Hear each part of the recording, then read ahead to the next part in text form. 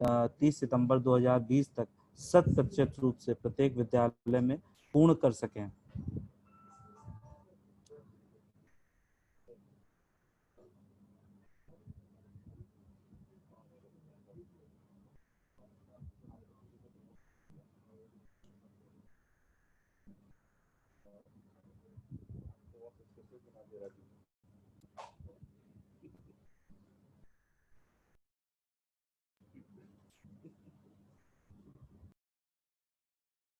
इस बीच जो हमारे जितने पार्टिसिपेंट्स हैं, अगर किसी को भी, जैसा कि पहले भी बताया जा चुका है, किसी के मन में यदि कोई भी किसी तरह का प्रश्न, कोई संशय, कोई दुविधा, किसी भी तरह का कोई चीज़ हो, जो आप डीजी साहब से, हमारे यूनिसेफ के जो स्पेशलिस्ट हैं, उनसे आप पूछना चाहते हैं, तो आप चैट बॉक्स पे जाके अपने उस क्वेरी को लिख सकते हैं। हम वहाँ से उसको क्वेश्चन एंड आंसर में जाके आप उसको लिख सकते हैं और हम उसे साथ के साथ उसका जवाब भी देते रहेंगे। और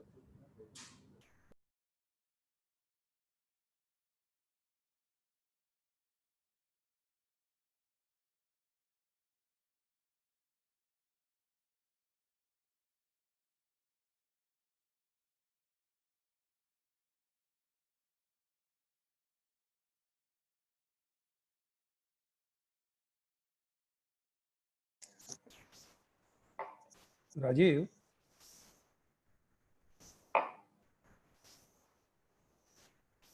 as far as registration is concerned, हम लोग उम्मीद कर रहे थे 1800 लोगों को, 1753 लोगों ने रजिस्टर किया था और अभी 641 लोग जुड़ पाए हैं।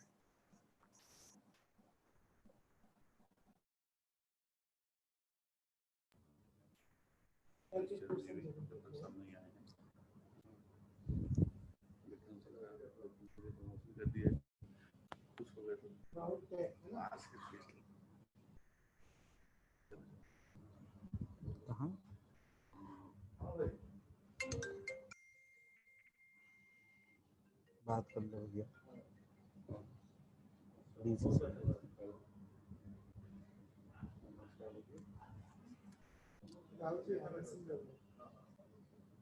मैं इसी बीच पुनः एक बार आप लोग का ध्यान आकर्षित कराते हुए मैं बताना चाहूँगा कि हमारे साथ टेक्नोसिस से हिमांशु जी भी जुड़े हुए हैं हमारे पैनलिस्ट में।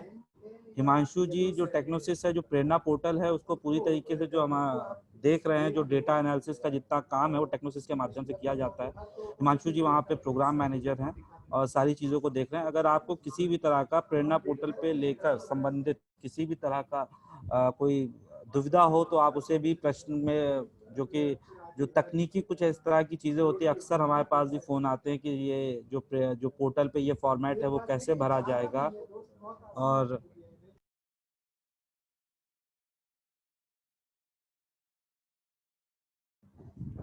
प्रेरणा पोर्टल पे लेके तमाम तरह के कई बार क्वेश्चंस होते हैं, उनको जवाब देने के लिए हमारे साथ हिमांशु जी भी जुड़े हुए हैं। और हमारे साथ एमडीएम से, मिड डे मील से हमारे एफसी सर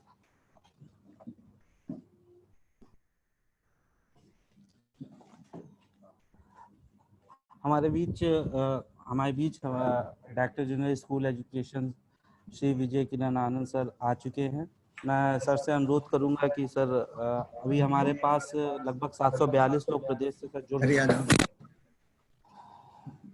मैं सर से अनुरोध करूंगा कि सर ऑपरेशन कायाकल्प को लेकर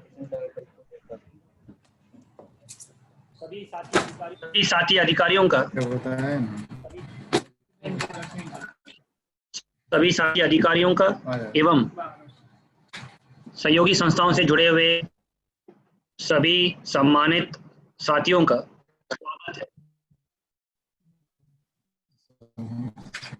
आज ये इस उन्मुखीकरण कार्यशाला में ऑपरेशन कायाकल्प और मिड डे मील में जो प्राथमिकता से हमारे विभाग में संचालित योजनाओं जो आपके माध्यम से क्रियान्वित की जानी है, उसके बारे में विस्तार में प्रस्तुतिकरण भी होगी और आपके जो भी सवाल हैं, जिज्ञासा हैं, उसको चैट बॉक्स में डालते जाइएगा।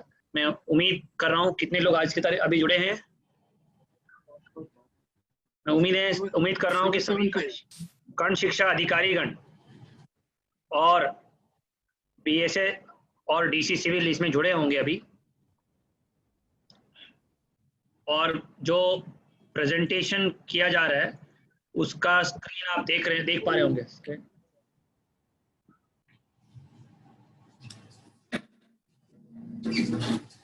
बहुत ही महत्वपूर्ण और क्रांतिशाली कार्यक्रम हमारा ऑपरेशन कायाकल्प कार्यक्रम है जो जून 2018 से संचालित है। बहुत बढ़ चढ़कर प्रतियोगिता हुई है, जन अभियान हुआ है और ग्राम पंचायत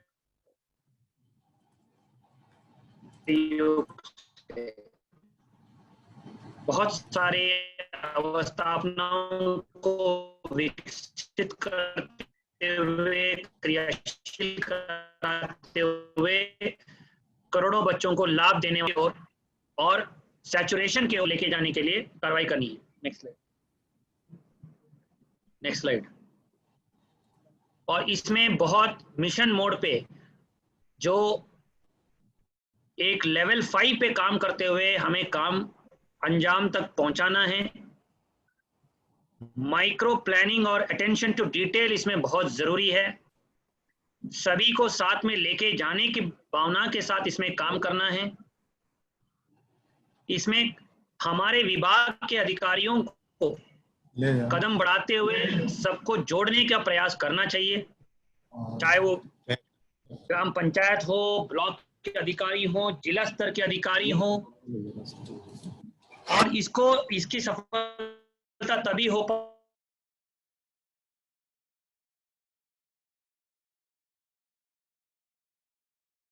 के धारा में प्रदर्शित करना है और बाकी लोगों को उसके लिए प्रेरित करना है। जहां आवश्यकता पड़ने पर कहीं दिक्कतें हैं तो उस दिक्कतों को दूर करने के लिए उत्तरदायित्व भी निर्धारित करना पड़ेगा और प्रशासन के सहयोग से, उसकी ताकत से हमें व्यवहार परिवर्तन लाना भी पड़ेगा। सभी शिक्षकों को इसमें हमें जोड़ना पड़ेगा। उनके लिए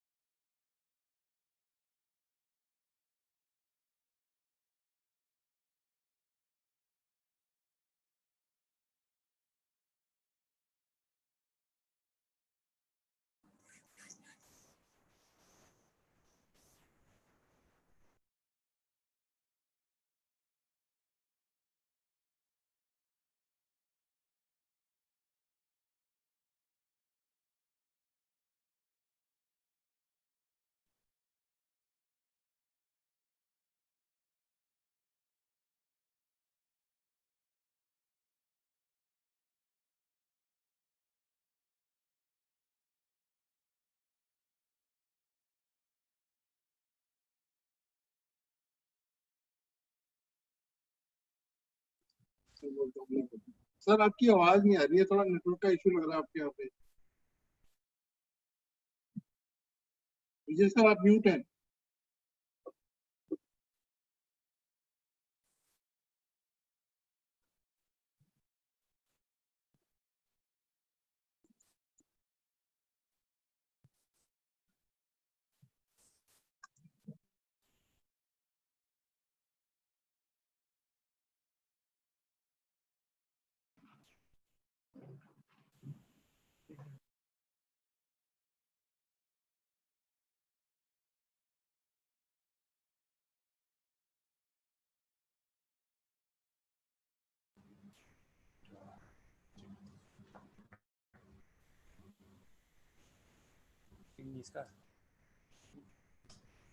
अब आ रही है आवाज यार, अब ठीक है।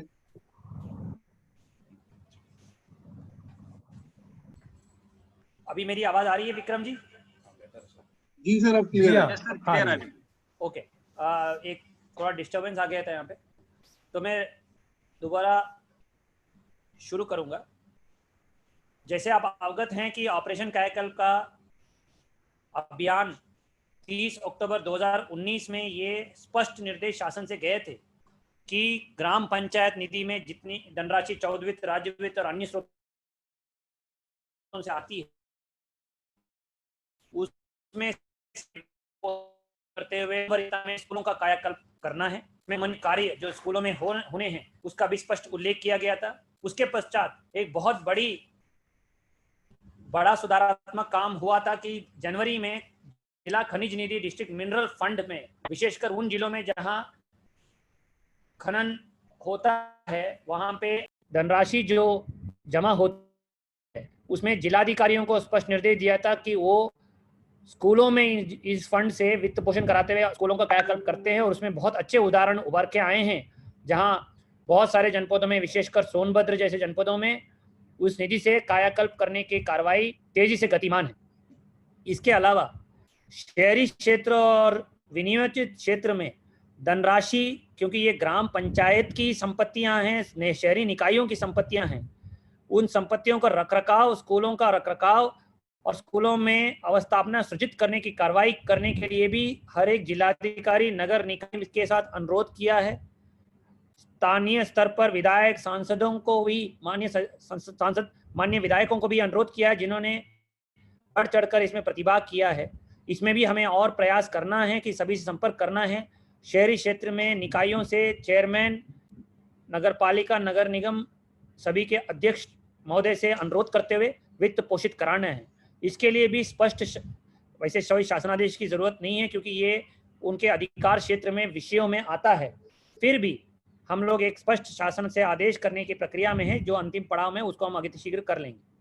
इसके बाद अफसोसजनक बात रही कि ये लॉकडाउन के अवधि आ गई और हमारे अभियान में एक नई चुनौती आ गई। जब अनलॉकडाउन प्रारंभ होने की प्रक्रिया प्रारंभ हुई तभी मुख्य सचिव महोदय के हस्ताक्षर से एक शासनादेश हुआ कि ग्रामीण क्षेत्र में प्रवासी मजदूर और श्रमिक साथियों को जो रोजगार, ऑप्शन एक बहुत ही अच्छा अभियान हो सकता है जिसमें ग्राम पंचायत में धनराशि उपलब्ध है, पक्के काम किए जा सकते हैं। गांव की सबसे इंपॉर्टेंट बिल्डिंग, स्कूल की बिल्डिंग को सबसे अच्छी, फ्रेंडली और बिल्डिंग के रूप में विकसित करने के काम आ सकता है। इसके लिए स्पष्ट आदेश हुआ और प्रथम वरीयता में इसको काम करने के लिए निर्देश हुआ। और इसके पश्चात गत वर्ष में ये भी यूनिसेफ के सहयोग से एक टेक्निकल मैनुअल की आप सबको उपलब्ध कराया गया है, जिसमें सारी संपत्तियों सृजित करते वक्त ही, विकसित करते वक्त ही, उसको रखरखाव करते वक्त भी हम लोग ये देख लें कि वो चाइल्ड फ्रेंडली हो जाएं, ताकि उसके पश्चात उस गलतियों का खामियाजा हमें ना भुगतना पड़े और अच्छे एसेट्स क्रियाशील हों जिनको हम ऑपरेशनल क्रियाशील भी रख पाएं। और गत वर्ष में काफ़ी जनपदों ने ब्लॉक लेवल पे सभी प्रधान, सेक्रेटरीज और टीचर्स की कार्यशालाएं भी कराई हैं। इस लॉकडाउन, इस सोशल डिस्टेंसिंग नॉर्म के रिलैक्सेशन के पश्चात हम और भी इस तरह की ट्रेनिंग और प्रशिक्षण कार्यक्रम कराना चाहते हैं, क्योंकि ये ऑनगोइंग प्रोसेस है, निरंतर चलने वाली प्रक्रिया है। ये गत वर्ष का जो फ्रेमवर्क निर्धारित किया गया था उसके बारे में हमने देखा।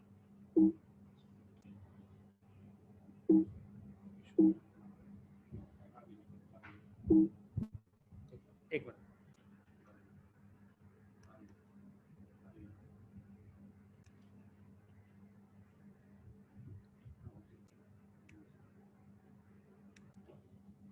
अभी हमें यह समझना है कि सितंबर 2020 तक हमें 14 पैरामीटर्स में स्कूलों का संतृप्तिकरण करना है। सभी बीईओस को इसमें बहुत महत्वपूर्ण प्राथमिकता में, वरीयता में इस कार्य को पूर्ण करना है। मैं बहुत सारे बीईओ से बात करता हूं तो ये ज्ञात होता है कि बहुत सारे बीईओस को यही क्लैरिटी नहीं है कि हमें करना क्या है। उनको ये लग रहा है कि बहुत बड़ा पहाड़ है, इसको नहीं कर पाएंगे। मेरा अनुभव है जनपदों में कि जहां जहां इन छोटे काम को प्रारंभ किया गया, तत्काल वो काम पूरा हो जाता है और जनमानस का सहयोग, पंचायतों का सहयोग उसमें मिल जाता है। पहले आपको इसके लिए कम्युनिकेटर के रूप में काम करना है, एक सेल्समैन के रूप में काम करना है और इस स्टोरी को, इस सपने को सबके सामने रखना है, उनको इसको आपको बेचना है और इसमें सबको जोड़ना है और उसको क्रियाशील करना है। मैं नहीं समझता हूं कि ग्राम पंचायतों में, मैंने पूर्व अनुभव में भी स्वच्छ भारत मिशन और अन्य योजनाओं में देखा है कि जब आवाम को आवाज उठाई जाती है, जब लोगों को ये बुलाया जाता है कि इस अभियान में जोड़ें, तो बढ़ चढ़कर प्रतिभागिता होती है। गांव के निगरानी समितियां, गांव के पंचायतें, गांव के एसएमसी, गांव की महासमूह, सभी को ये पता होना चाहिए, हर अभिभावक के जुबान पे आना चाहिए कि ऑपरेशन कायाकल्प अभियान सरकार ने शुरू किया है, उसमें हम जोड़ें। इस हमारा इस मिशन में उद्देश्य है कि अंत में हम हर स्कूल को स्मार्ट स्कूल बनाएं, वर्ल्ड क्लास स्कूल बनाएं।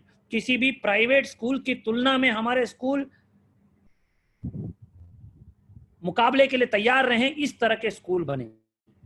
इसीलिए ये अभियान है और उसमें सबसे इंपॉर्टेंट कदम है, पड़ाव है कि हम बेसिक कम्युनिटी संतृप्त करें। अगर इतने साल के आजादी के बाद भी अगर 14 मुख्य बेसिक कम्युनिटीज हमने अपने बच्चों के लिए नहीं दिया, उनके लिए आवाज नहीं बने हम लोग, तो क्या फायदा है। इसीलिए मैं चाहता हूं कि सिर्फ ये एक योजना नहीं है, ये नहीं है, ये एक सपना है और हर एक भी उसको एक सपने के रूप में देखते हुए दिन रात अगले 4 महीने में इसको क्रियाशील करने में लिए प्रयत्न करें।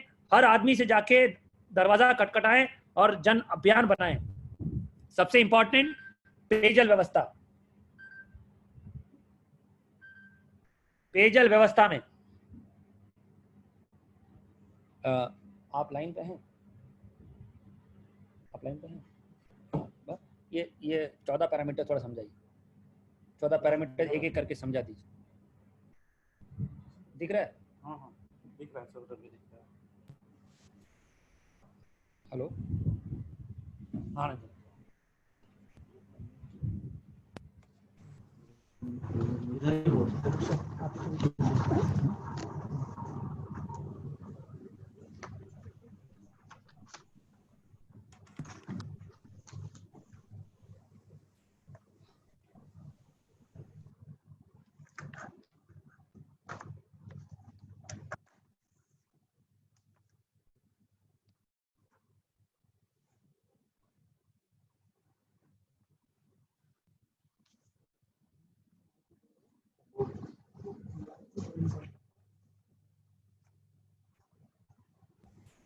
कुछ ही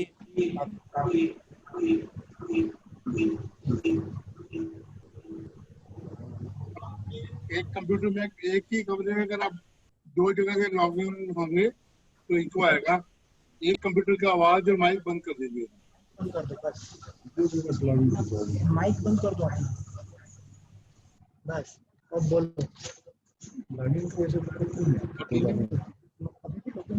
माइक, हाँ तुम माइक बंद करके बोल दो, सबको आवाज आएगा। अभी भी था ना।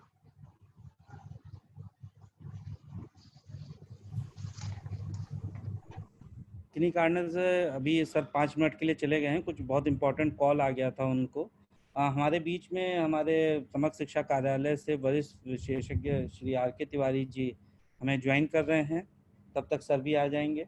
तो मैं सर से अनुरोध करूंगा कि जो 14 पैरामीटर्स हैं जिन्हें 30 सितंबर 2020 तक शासनादेश भी हुआ है, उन्हें संतृप्त किया जाना है प्रत्येक परिषदीय विद्यालयों को, तो उस पर थोड़ा सा मार्गदर्शन करने का हम सभी का कष्ट है। तिवारी सर।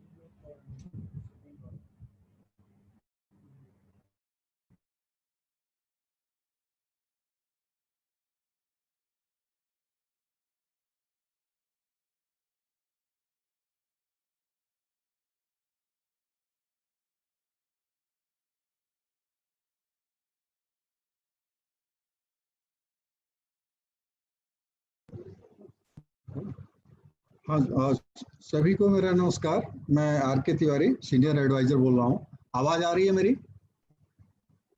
जी सर, सबको आवाज आ रही है? जी सर। आवाज आ रही है तिवारी जी, बोलिए। आपसे चर्चा किया था, अभी वो 5 मिनट में फिर ज्वाइन करेंगे। तब तक कुछ आगे चर्चा हम लोग कर लेते हैं, बीच में आकर फिर रिज्यूम कर लेंगे वो।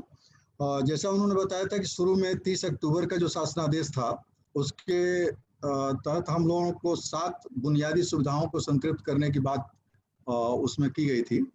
बाद में 29 अप्रैल का जियो का जिक्र आपसे किया होगा स्पीडी साहब ने, जो चीफ सेक्रेटरी साहब की तरफ से लॉकडाउन के पीरियड में किया गया था, और उसमें एक कहा गया था कि जो प्रवासी श्रमिक हमारे दूसरे प्रदेशों से आए हैं उनको स्थानीय स्तर पे रोजगार का अवसर देने के उद्देश्य से, और जो हमारी ऑपरेशन कायाकल्प के अंतर्गत जो बुनियादी सुविधाओं से संतृप्त करने का लक्ष्य है, इन दोनों उद्देश्यों को ध्यान में रख करके 18 मूलभूत सुविधाओं से चिन्हित किया गया था कि उसके तीव्र गति से काम प्रारंभ किया जाए, जिससे कि उनको रोजगार का अवसर भी उनके गांव में ही मिल जाए, स्थानीय स्तर पर मिल जाए, और हमारे ये जो स्कूल हैं इन बुनियादी सुविधाओं से संतृप्त हो जाएं।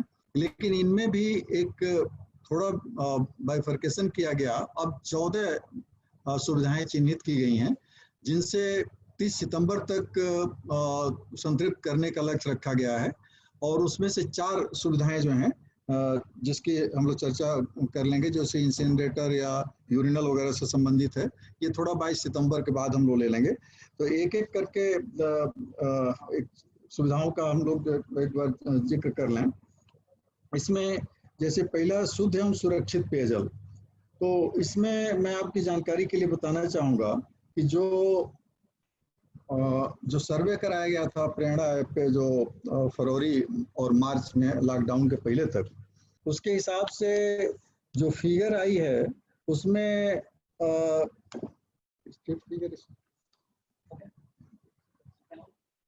अभी जस्ट शुरू किया था सर, कुछ टेक्निकल स्नैक था तो आप नहीं अभी बस प्लीज कंटिन्यू सर।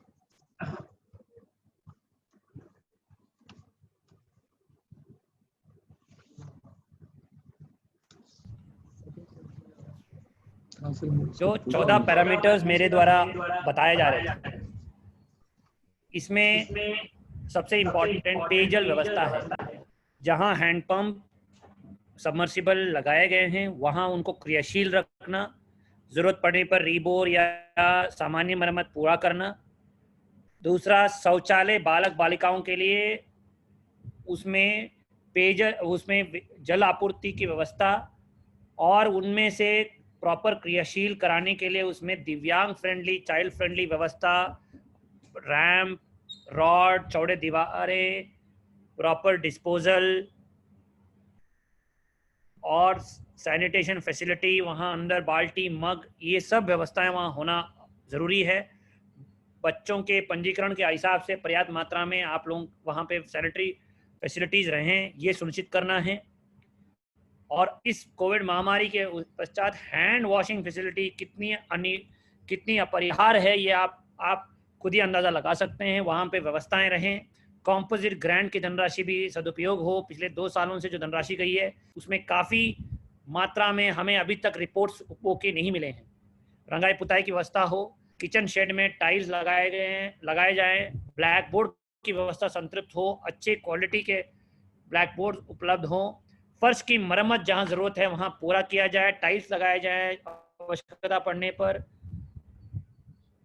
और विद्युत संयोजन वहां पूरा किया जाए इंटर वायरिंग के साथ। ये 14 पैरामीटर्स ऐसे काम हैं जिसमें ज़्यादा से ज़्यादा 1 महीना समय लग सकता है।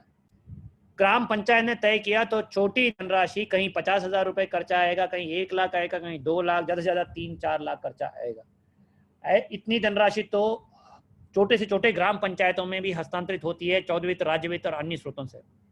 उसके बावजूद अगर हम संतृप्तिकरण नहीं कर पा रहे हैं तो ये बहुत ही निराशजनक बात है। तो पहले तो मैं चाहता हूं कि सारे बीओस इन 14 पैरामीटर्स को संतृप्त करने के लिए क्लैरिटी रखें और हमारे उस ब्लॉक लेवल पे कम्युनिकेटर इन चीफ बने।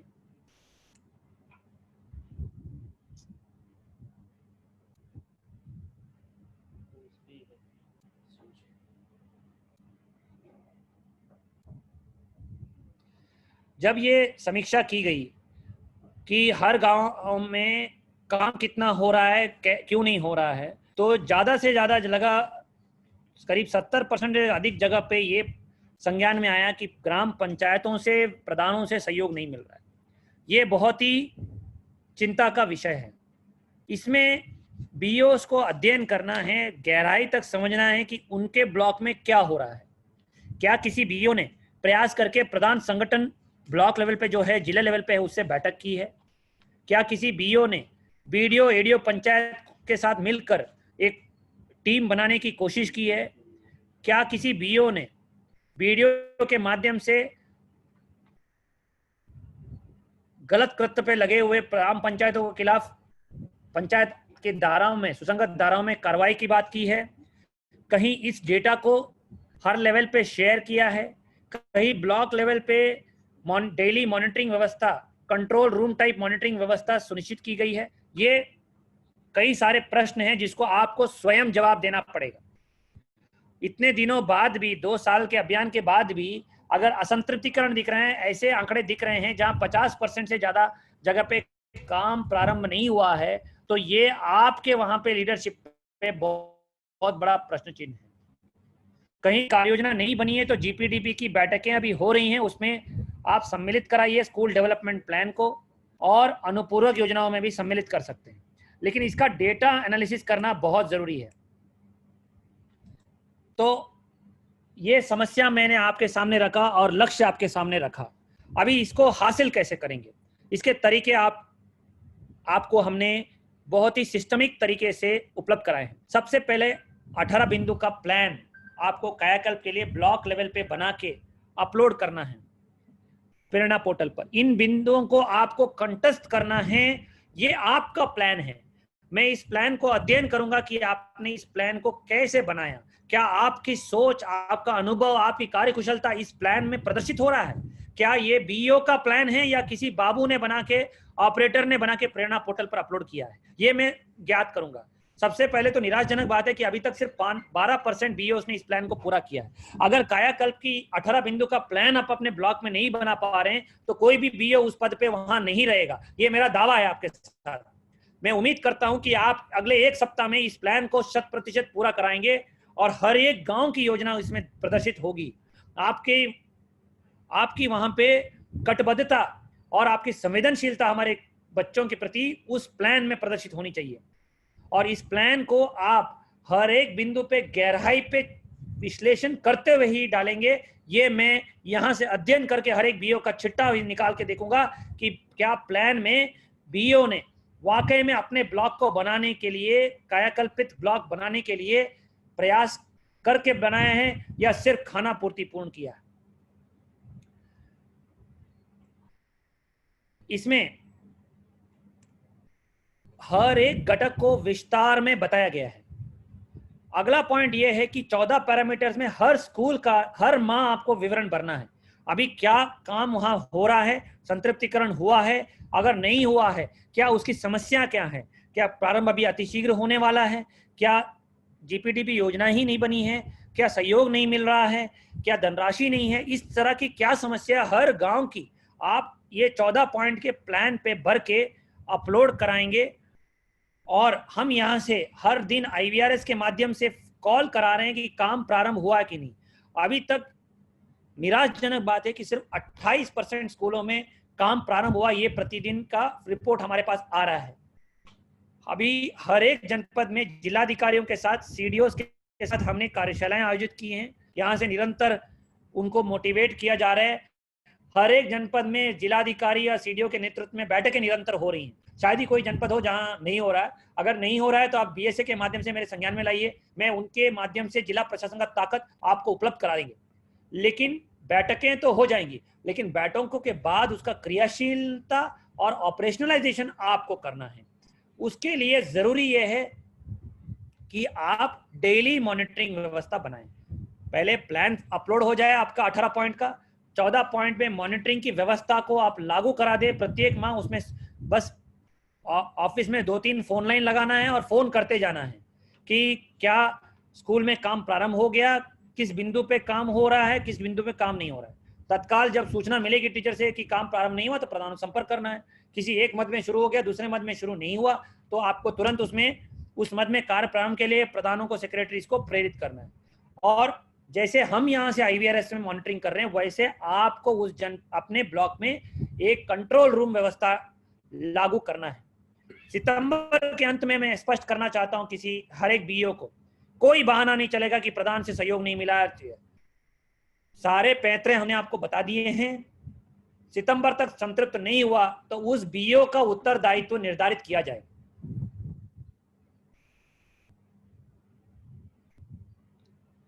दो चीजें बहुत महत्वपूर्ण हैं कि हमारे बच्चों को हम कैसे सीटिंग अरेंजमेंट बना रहे हैं। हमारे पास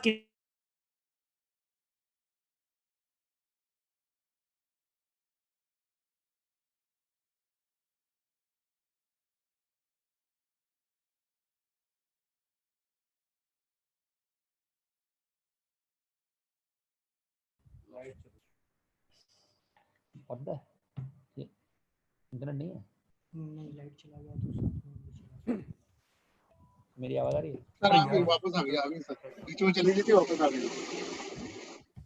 नहीं आ रही है, जनरेटर तो नहीं चल बोला, नेट कनेक्टिविटी भी नहीं कर पा रहा।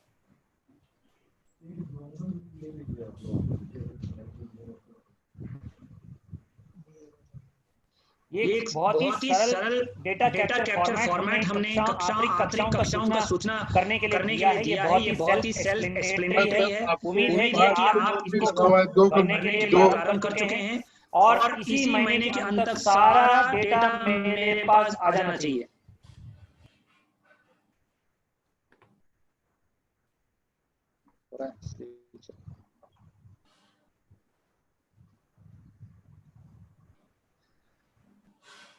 इसी तरह विद्युतीकरण बहुत ही बड़ा अभियान है। विद्युत संयोजन और विद्युत उपकरणों का संचालन वहां पे बहुत जरूरी है, चाहे वो फैन हो, लाइट हो। अभी टैबलेट जब भेजेंगे तो टैबलेट चलाना। इसके लिए क्या गांव में समस्या आ रही है, ये इस सरल डेटा कैप्चर फॉर्मेट में आपको भरना है।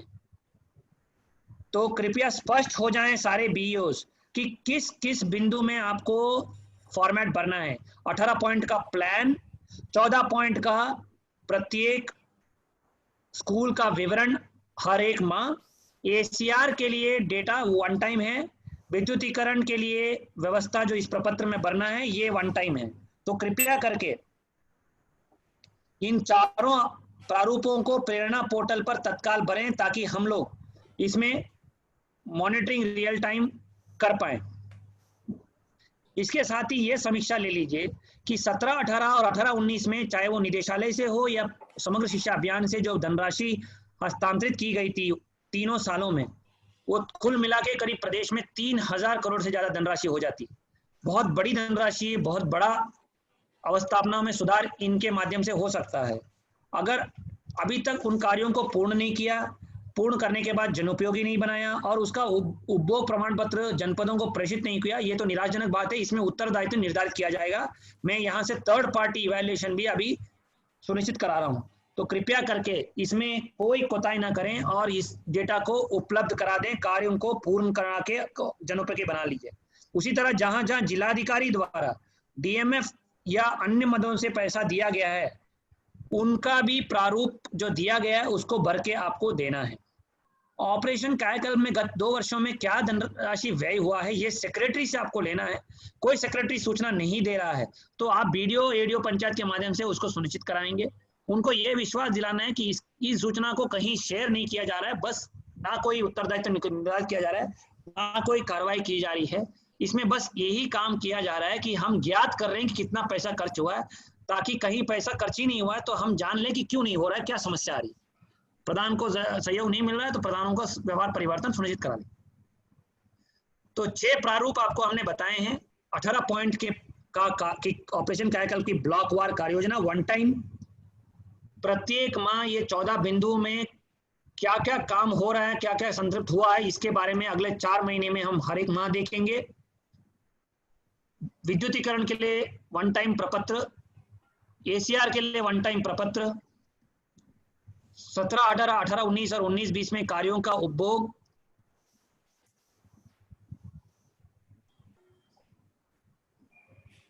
मेरी आवाज आ रही है विक्रम जी, चिरंजीवी जी?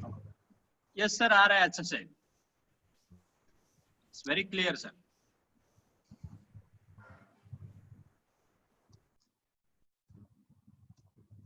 मेरी आवाज आ रही है? हाँ, yes, please continue, please continue. या और अगला, ये जो धनराशि कितनी उपभोग हुई है उसके बारे में विवरण। अगला स्लाइड।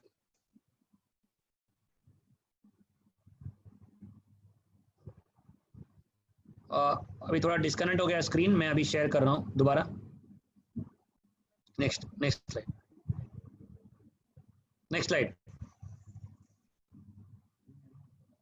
हाँ नहीं, पीछे साइड।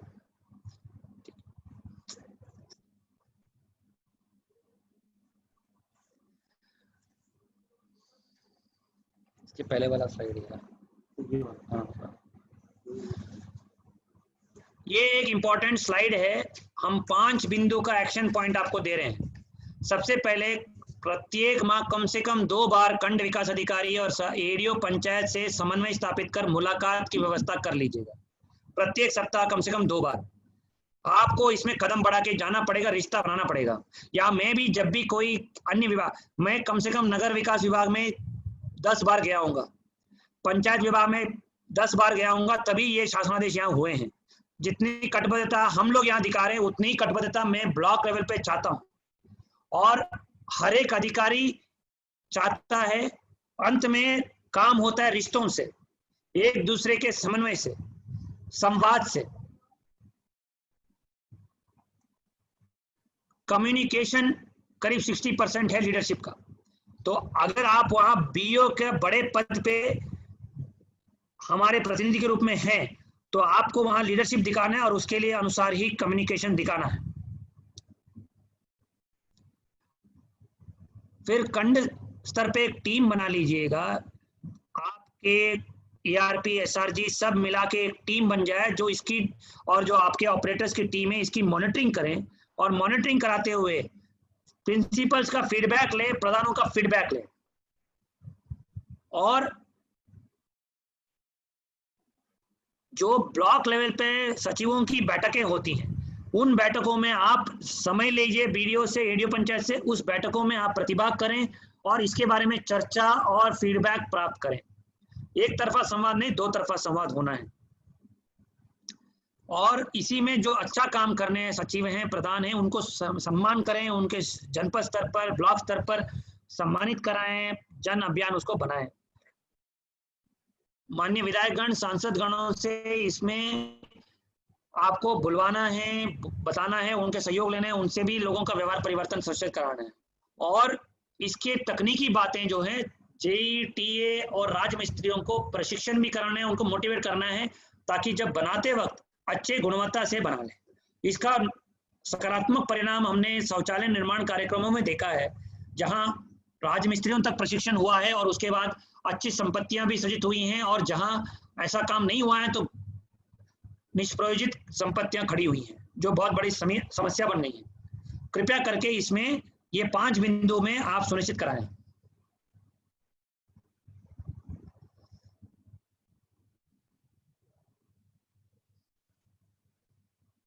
ये इसके साथ ही कुछ महत्वपूर्ण काम आपको करना है कि हर एक प्रधानाध्यापक को उसके स्कूल की ग्रेडिंग उपलब्ध कराइए। और प्रत्येक दिन कम से कम 10 प्रधानों से, सेक्रेटरी से, टीचर से आप स्वयं बात करें और अपने साथियों को उसमें बात करने के लिए व्यवस्था बनाएं, ताकि डेली मॉनिटरिंग हो जाए, तभी ये अंजाम तक पहुंचेगा। अगर काम प्रारंभ नहीं हुआ है तो क्यों नहीं हो रहा है, इसका अध्ययन करना जरूरी है। और स्कूल वार, गांव वार सूचना आपके पास होना चाहिए और उसमें रियल टाइम में उसकी मॉनिटरिंग होनी चाहिए।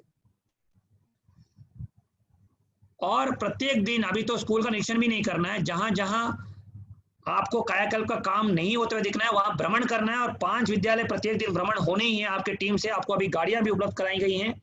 और उसमें काम प्रारंभ नहीं हुआ तो मौके पे आपके जाने के बाद कार्य प्रारंभ अवश्य हो जाएगा। और कहीं एस्टीमेट नहीं बने हैं तो एस्टीमेट बनाने की प्रक्रिया निश्चित किया जाए, अनुमोदन सक्षम स्तर पर उसमें होना चाहिए। और फिर वीडियो के स्तर पर समीक्षाएं में आप प्रतिभाग करना चाहिए। तो ये ऑपरेशन कायाकल्प के बारे में हमारी कुछ मुख्य बातें थी।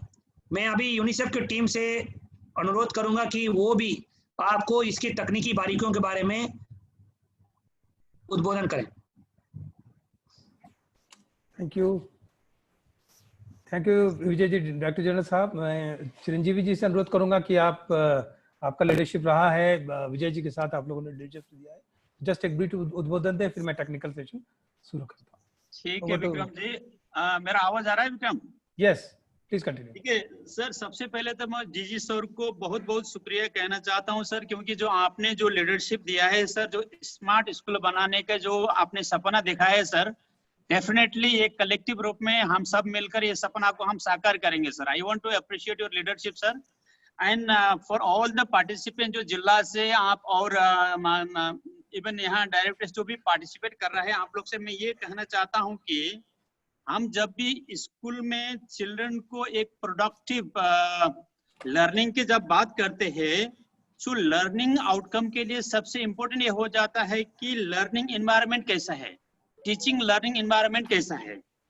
ये एनवायरनमेंट में जो हम चाइल्ड फ्रेंडली डिजाइन की बात कर रहा है, ये हो सकता है शौचालय की व्यवस्था हो, पीने पानी का व्यवस्था हो और सरसफाई का व्यवस्था हो, और आपका जो डाइनिंग स्पेस का सब जो हम बात करते हैं चाइल्ड फ्रेंडली डिजाइन को, वो जब तक नहीं हो पाएगा तब तक वो बच्चे के लिए पढ़ने वातावरण सृजना नहीं हो पाएगा।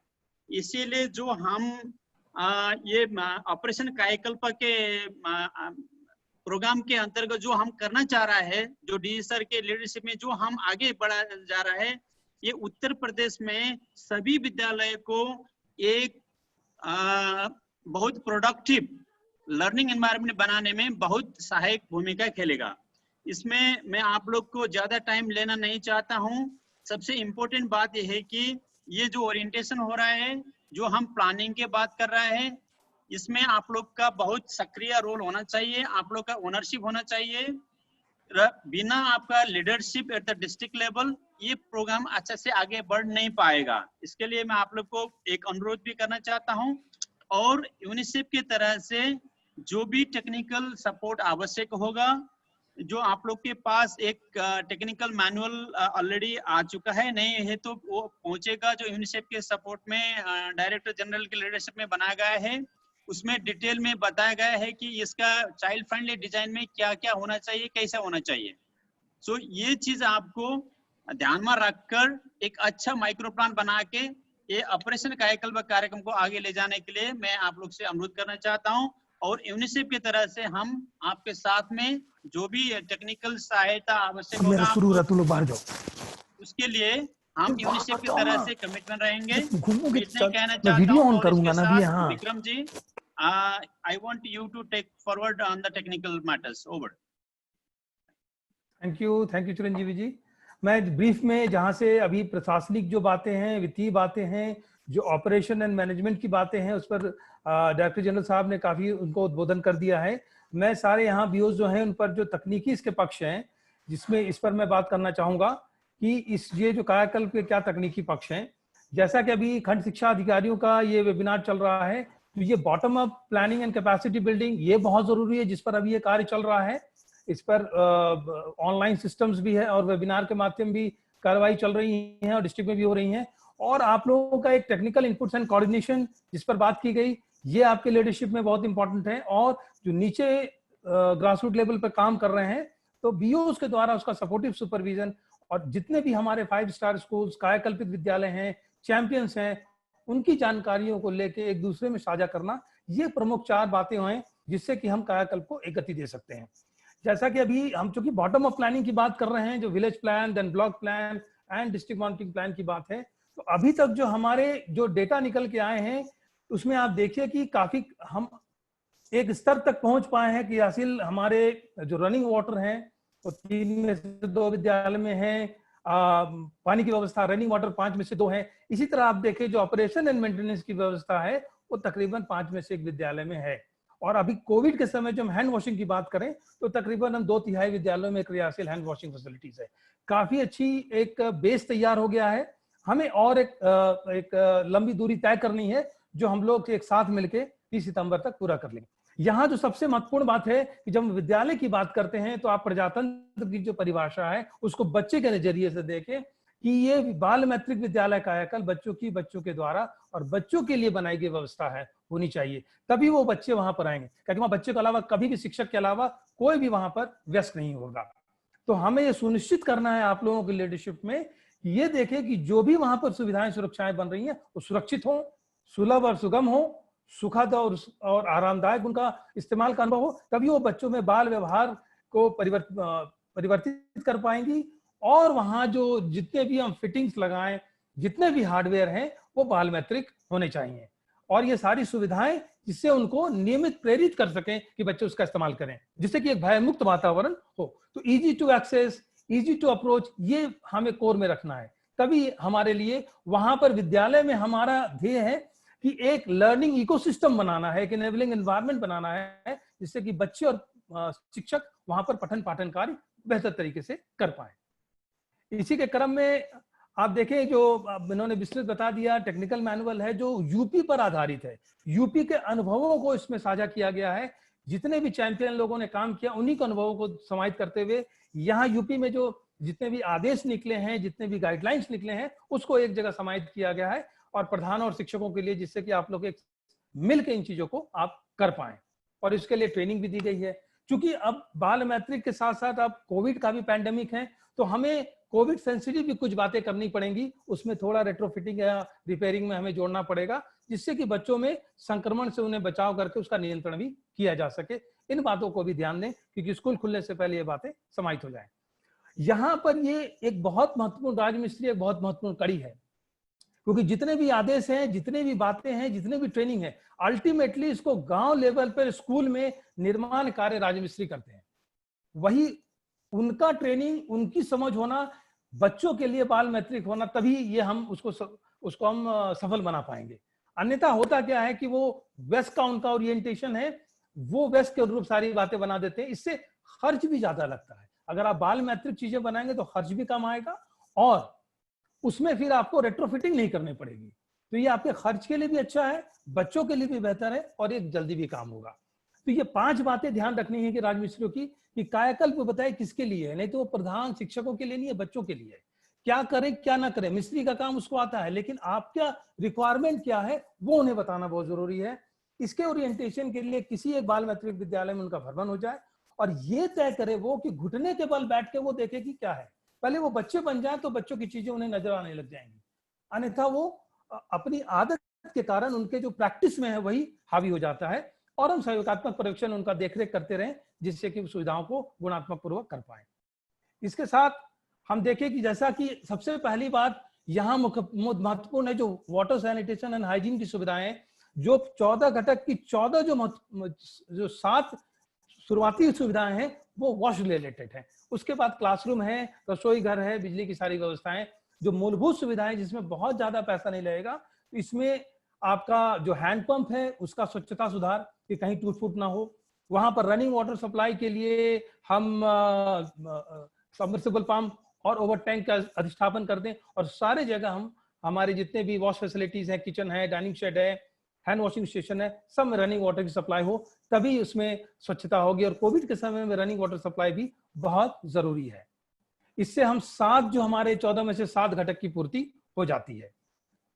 अगर देखें तो वहां पर जहां भी नल जल का कनेक्शन है वो एक बैकअप सपोर्ट के लिए अगर आप रखते हैं तो बहुत अच्छा है। इसमें प्लम्बिंग कार्य हो, और यहाँ महत्वपूर्ण हो जाता है कि ये देखें कि वहां पर जल की क्या गुणवत्ता है।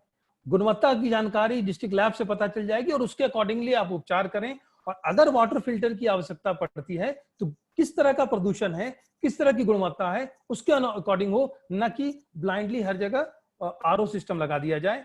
और यहाँ एक महत्वपूर्ण चीजें हैं कि चूंकि कोविड के समय कंटेनर हमारे पास हो जिसमें कि पेयजल की व्यवस्था, फिल्टर वाटर हो, और हर बच्चे अपना व्यक्तिगत पेयजल के लिए पात्र का प्रयोग करें। और जितने भी इन्फेक्शन प्रिवेंशन कंट्रोल की बातें अगर लिखी जाती हैं, और एक रेगुलर वहाँ डिसइंफेक्शन आने वाले समय में, और अक्सर छुए जाने वाली जितनी चीजें हैं वो डिसइंफेक्ट होती रहें।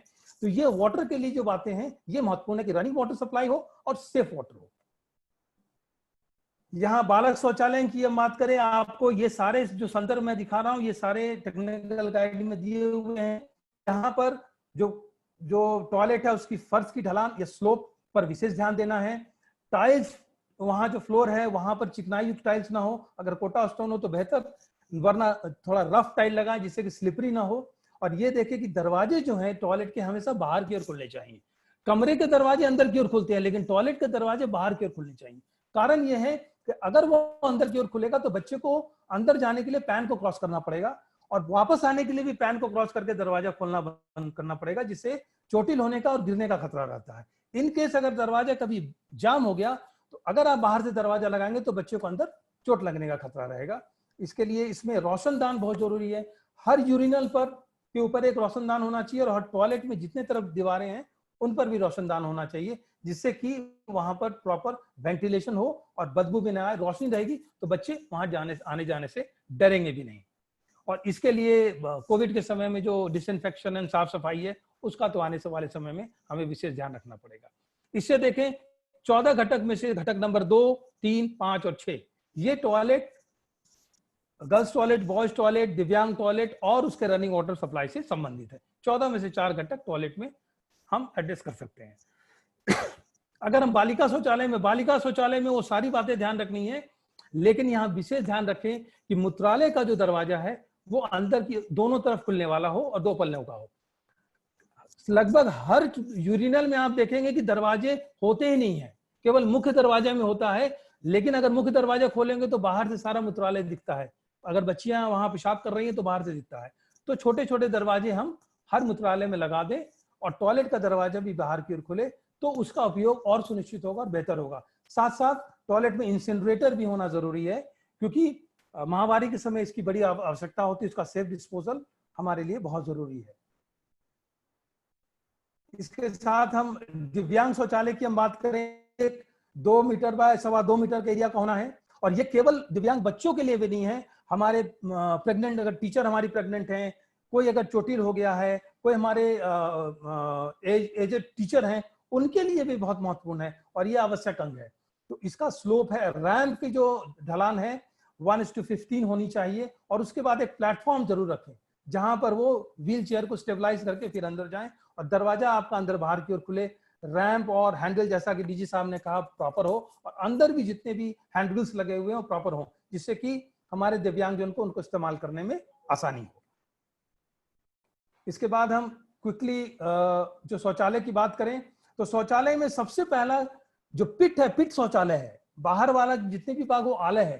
तो जब भी शौचालय की बात करें तो पिट से अंदर की ओर आए, पहले देखें कि लीच पिट दुरुस्त है कि नहीं, अगर सेप्टिक टैंक है तो सोक पिट उसमें है कि नहीं, उसमें अगर सुधार की जरूरत है वो किया जाए। जंक्शन चैम्बर देखें कि उसका है कि नहीं, अगर निर्माण करें 1 बाय 1 फीट का। फिर टॉयलेट पैन का प्लेसमेंट देखें कि दीवार से 9 इंच की दूरी में उसका पैन फिट होना चाहिए, टूट फूट नहीं हो, गंदगी नहीं हो। अगर उसे सफाई करना है या बदलना है या उसकी प्रॉपर दूरी प्लेसमेंट तय करना है वो देखें। रोशनदान जैसा कहा वो होनी चाहिए। और बच्चों के लिए कपड़े लटकाने के लिए हुक या खोटी होनी चाहिए। बच्चियों के लिए और बच्चों के लिए भी ये बहुत महत्वपूर्ण है, जिससे उसका उपयोग और बढ़ जाता है और वो बच्चों की हाइट में 1 मीटर की ऊंचाई पे होना चाहिए। और यहाँ अभी सबसे महत्वपूर्ण हो जाता है कि जो हमारी सफाई, साफ सफाई की सामग्री है उसका प्रॉपर प्रबंधन हो, उसकी आपूर्ति सुनिश्चित हो, जो कंपोजिट प्लांट से बहुत जरूरी है। कोविड के समय में इसे देखना अब बड़ा ही आवश्यक है। और साफ सफाई जो कर्मी हमारे होंगे वो पीपीई का इस्तेमाल जरूर करें, जो पर्सनल प्रोटेक्टिव इक्विपमेंट्स हैं उसका वो इस्तेमाल करें। हैंड वॉशिंग जो डीजी साहब ने कहा अब बहुत महत्वपूर्ण है, हमेशा से महत्वपूर्ण रहा है।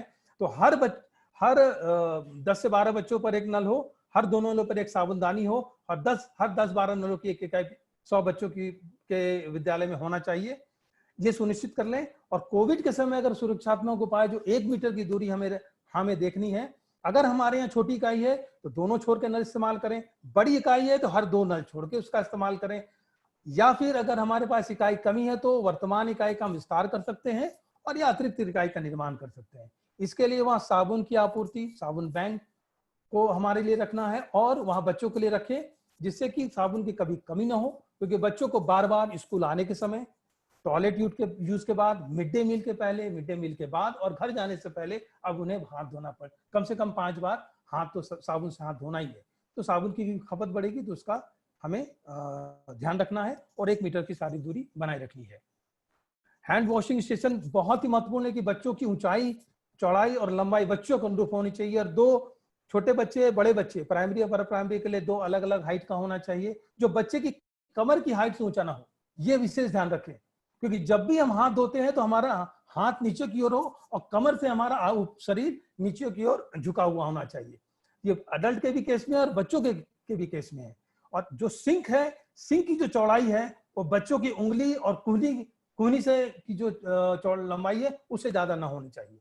ये हम इसका विशेष ध्यान रखें और कोशिश करें कि नल दोनों तरफ हो और 2 नलों के बीच कम से कम 10 से 12 इंच की दूरी हो नॉर्मल कंडीशन के लिए। तो ये विशेष ध्यान हमें रखना चाहिए, तभी हैंड वॉशिंग की प्रैक्टिस को हम सस्टेनेबल बना पाएंगे। ये कुछ लो कॉस्ट उपाय हैं।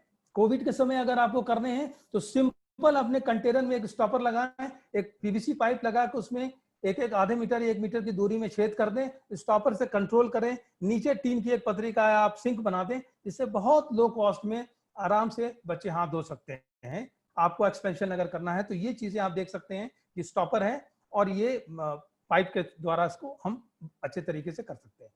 क्लासरूम जैसा विशेष किया कि बच्चे का स्कूल जिंदगी का 1/3 भाग क्लासरूम में होता है, तो हमारे ब्लैक बोर्ड, उसकी लंबाई, चौड़ाई, ऊंचाई महत्वपूर्ण होती है कि वो कम से कम 2/3 भाग दीवार का या आधा भाग इतनी लंबी चौड़ी होनी चाहिए, और जो ब्लैक बोर्ड की ऊंचाई है और जो पहले बच्चे बैठते हैं उनकी ऊंचाई बराबर होनी चाहिए। अगर ब्लैक बोर्ड की ऊंचाई 7 फीट है तो पहला बच्चा 7 फीट की दूरी में बैठेंगे। वेंटिलेशन प्रॉपर हो, ये कोविड के समय भी जरूरी है, हर समय के लिए भी जरूरी है। रोशनी पर्याप्त आनी चाहिए जिससे कि बच्चों को पठन पाठन में दिक्कतें ना हो। टाइल्स के लिए महत्वपूर्ण है, हर जगह टाइलिंग अगर हो रही है तो बेस और उसका आधार मजबूत हो। ढलान का ध्यान रखें कि किसी भी कारण से अगर पानी होगा तो टाइल्स में पानी दिखता नहीं है, बच्चे को गिरने का डर रहेगा। और उसकी टाइल की गुणवत्ता, दरवाजा आगे पीछे होना चाहिए जो नए कंस्ट्रक्शन है। अगर जिन कंस्ट्रक्शन में नहीं है तो कोई बात नहीं है कि दरवाजा प्रॉपर तरीके से हो। डेस्क बेंच बच्चों के अनुरूप होनी चाहिए। यहाँ के जो गाइडलाइन है 2 सीटर है, 3 सीटर है, ऐसे उसका प्लेसमेंट करें कि बच्चे का मूवमेंट एंड टीचर का मूवमेंट क्लास में बेहतर हो। बिजली की व्यवस्था, एलईडी लाइट्स ये होनी चाहिए जिससे कि केवल 1 पंखा ना हो, कम से कम एक क्लासरूम में साइज के अनुरूप 3 पंखा तो होना ही चाहिए। इन लोगों का हम ध्यान रखें। क्लासरूम की नियमित साफ सफाई और डिसइंफेक्शन भी उतना ही क्रूशियल है। उसके बाद लास्टली अगर हम देखें जो रसोई घर है, रसोई घर में अमूमन टाइलिंग की बात होती है, रसोई घर छूट जाता है, बरामदे और क्लासरूम में लग जाता है, लेकिन रसोई घर ऐसा जगह है उनको वो सुरक्षित रखना, साफ रखना बहुत महत्वपूर्ण है कि वहां से अगर इन्फेक्शन हो तो सारे बच्चे में एक साथ इन्फेक्शन फैल जाएगा। तो वहां पर वेंटिलेशन प्रॉपर हो, क्योंकि वहां खाना बनता है, अब तो गैस में भी खाने बनते हैं तो वेंटिलेशन प्रॉपर हो। टाइलिंग की बात जो क्लासरूम के लिए एप्लीकेबल है यहाँ के लिए भी एप्लीकेबल है। नल जल की सुविधा अंदर भी होनी चाहिए, फूड हाइजीन और हैंड हाइजीन के लिए किचन में, और बर्तन धोने के लिए भी एक प्लेटफॉर्म हो, कूड़ेदान की व्यवस्था हो, अग्निशमन यंत्र या बालू भरी बाल्टी भी होनी चाहिए जो कि सुरक्षा के लिए बेहतर है, और अपशिष्ट जल के उचित निस्तारण के लिए सॉकपिट वगैरह हो। प्लेटफॉर्म्स में भी टाइल्स वगैरह बेहतर तरीके से लगे हों। तो ये आपके घटक नंबर 10 है जिसकी वो पूर्ति करता है। तो ये बेसिक चीजें हैं जो आपके रसोई घर है उसमें बेसिक चेंजेस किए जा सकते हैं। अब जो जितनी बातें अभी बताई गई और हम लोग जो मॉनिटरिंग कर रहे हैं, तो ये आपके पास ऑनलाइन सारे प्लान्स आपके पास उपलब्ध हैं, विलेज प्लान, ब्लॉक प्लान।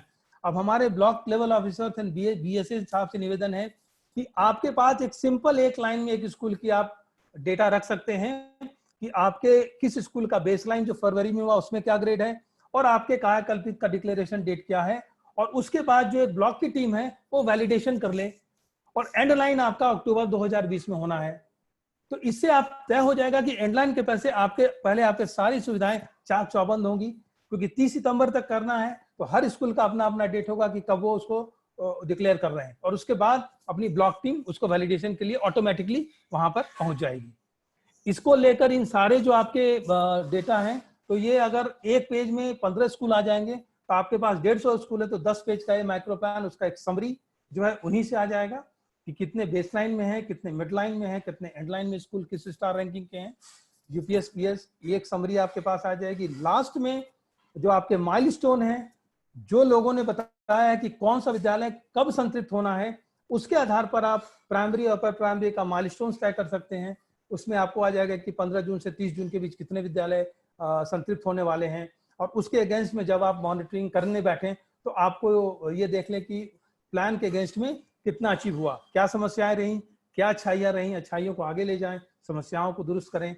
और यहाँ से आप सीधे डैशबोर्ड का संदर्भ ग्रहण करें, डिस्ट्रिक्ट डैशबोर्ड, ब्लॉक डैशबोर्ड और स्कूल लेवल तक सूचनाएं आप संदर्भ ग्रहण करें, जिससे कि ये समन्वित प्रयास से ही जो हमारा कायाकल्पित विद्यालय है उनका सपना हम पूरा कर सकेंगे, जहाँ पर सारी व्यवस्थाएं अपने अपने जगह हों, टीचर भी रोल मॉडल हो, विद्यालय भी बच्चों के लिए एक रोल मॉडल हो और वहाँ वो विकास कर पाएं। और जैसा डीजी साहब ने कहा कि हमारे जो शिक्षक हैं उनकी भूमिका महत्वपूर्ण हो जाती है कि नीचे लेवल पर वो आम सहमति और समन्वय और सहयोग स्थापित करें पंचायत के साथ, एसएमसी के साथ और गांव वालों के साथ, और क्या निर्माण कार्य वहां करना है उन्हें ही पता है कि बच्चों के लिए क्या चीजें होनी चाहिए, वो प्रधान को और मिस्त्री को बताएं, बाल मैत्रिक डिजाइन और मापदंड जो गाइडलाइन के मुताबिक बताएं, और अंत में इसका गुणवत्ता नियंत्रण चूंकि वहां रहते हैं तो गुणवत्ता नियंत्रण जो गांव के लोग एसएमसी हैं, प्रधान है, टीचर वो करें। तो इन्हीं शब्दों के साथ हम अगर ये तकनीकी बात को कम समय में मैंने आपको बताने की कोशिश की है, और आपसे निवेदन है कि आप टेक्निकल गाइड का संदर्भ ग्रहण करें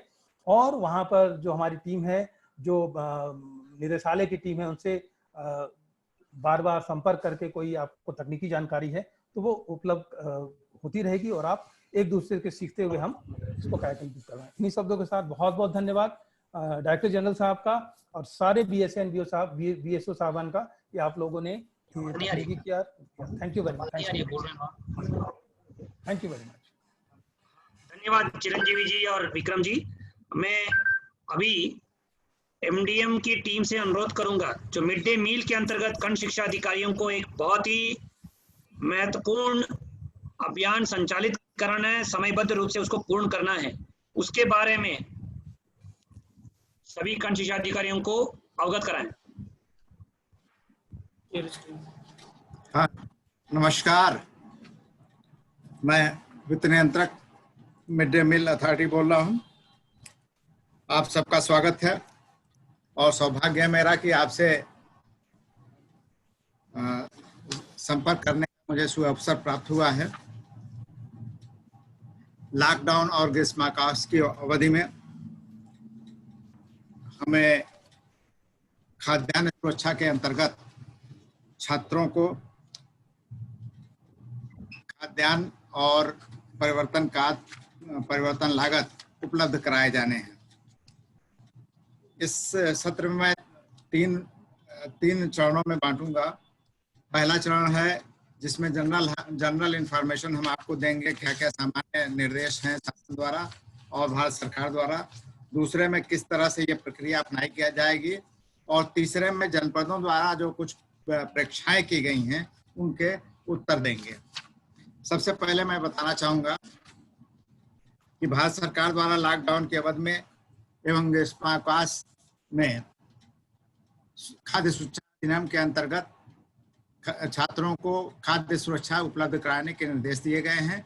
इसके आदेश उत्तर प्रदेश सरकार द्वारा भी जारी किए गए हैं, जो 29 मई 2020 को निर्गत किए गए हैं। आप सबको प्राप्त हो चुका होगा। लॉकडाउन एवं ग्रीष्मावकाश की अवधि में कुल 76 दिवस हेतु छात्र छात्राओं को खाद्यान्न उपलब्ध कराया जाना है।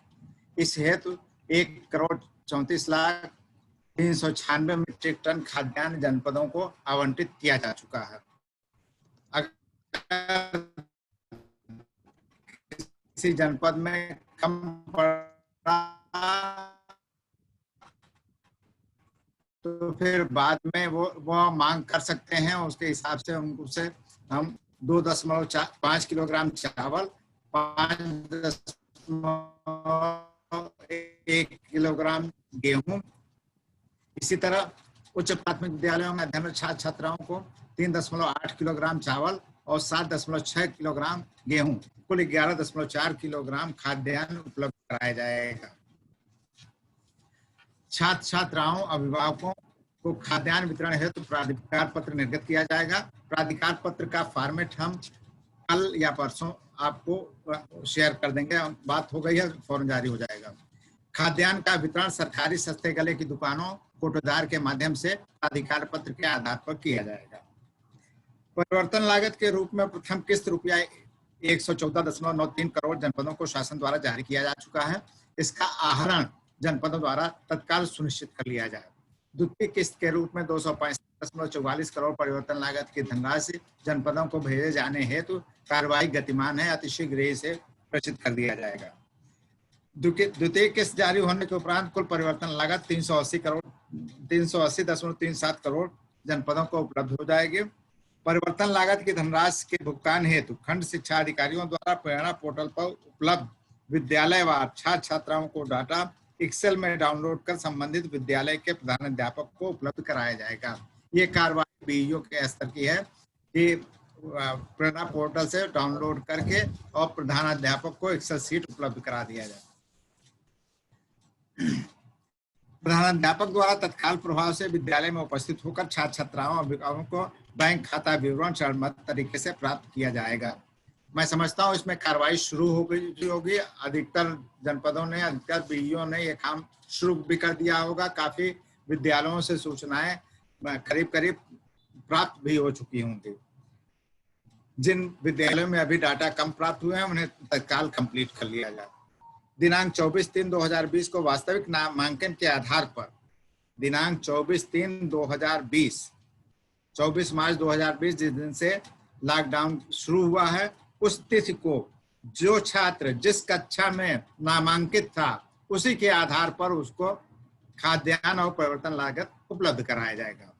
अगर वो एक कक्षा 1 में है तो कक्षा 1 के हिसाब से, कक्षा 5 में है तो कक्षा 5 के हिसाब से, कक्षा 6 में है तो कक्षा 6 के दर से, और कक्षा 8 में है तो कक्षा 8 के दर से 24/3/2020 को जिस कक्षा में था उसी के हिसाब से दिया जाएगा।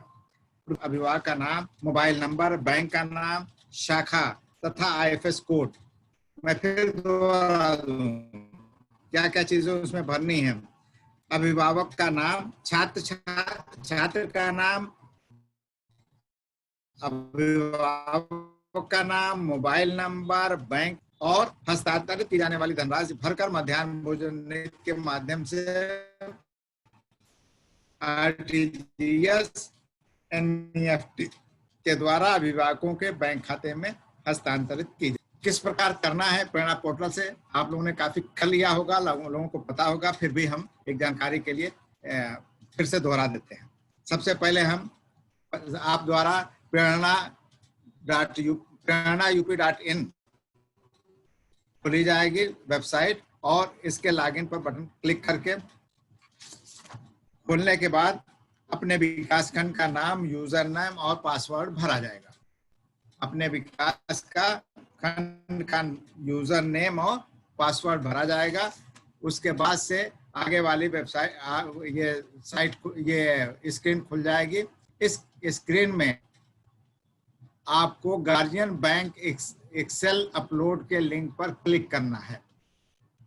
आप उसमें दाहिनी तरफ देख लें जो बना हुए हैं, सूची बनी हुई है, उसमें गार्जियन बैंक एक्सेल अपलोड लिखा हुआ है, इसको क्लिक करेंगे। क्लिक करने के बाद जो है आपका ये स्क्रीन आ जाएगा। इस स्क्रीन पर 3 काम करने हैं। विद्यालय चुने, विद्यालय यहाँ से अपलोड देख लेंगे, चयन कर लेंगे, लिस्ट उसमें पड़ी हुई है, चयन कर लेंगे। चयन करने के बाद दूसरे नंबर पर किस कक्षा के, उस विद्यालय के किस कक्षा के एक्सेल शीट डाउनलोड करनी है वो दूसरे नंबर पर है। और डाउनलोड कर इसको क्लिक करने के बाद फिर सर्च का बटन दबा देंगे। सर्च बटन दबाने के बाद आपका ये आगे वाला स्क्रीन खुल जाएगा। ठीक, आगे वाले स्क्रीन के बाद जो है पेज पर दिए गए निर्देशों को ध्यानपूर्वक पढ़ें। एक्सेल डाउनलोड करने के लिए ये ग्रीन लिखा हुआ, ग्रीन पर स्विच वो कर दें, क्लिक कर दें और एक्सेल शीट आपकी डाउनलोड हो जाएगी। इसको सेव कर लें। जो एक्सेल शीट्स डाउनलोड होगी इसमें इसको सेव कर लें। सेव करने के बाद इस एक्सेल शीट को खोलें। फिर खोलने के बाद इस तरह से आपको सूची मिलेगी। इस सूची को प्रिंट करके दे देना है प्रधानाध्यापक या कार्यवाहक प्रधानाध्यापक को।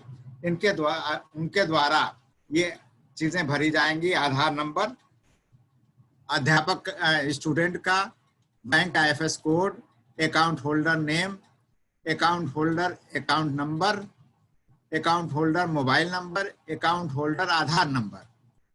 सेम फैमिली अगर है, यानी एक फैमिली में 2 बच्चे हैं, तो सेम फैमिली का के ऑप्शन पर एस करना पड़ेगा, तब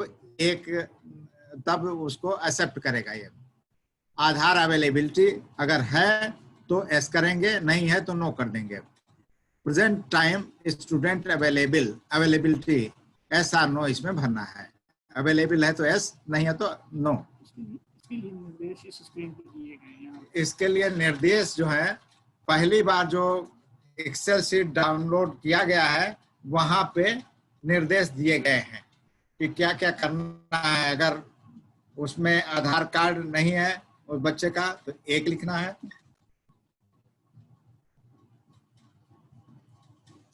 ध्यान रहे, छात्रावास का आधार संख्या नहीं है तो आधार की उपस्थिति के आधार पर आधार अवेलेबिलिटी के कॉलम में 1 भरें, तथा खाता धारक का आधार संख्या नहीं है तो 2 भरें, अथवा दोनों को आधार संख्या नहीं है तो 3 भरें, तथा यदि दोनों के आधार संख्या उपस्थित है तो आधार अवेलेबिलिटी कॉलम में 4 भरें।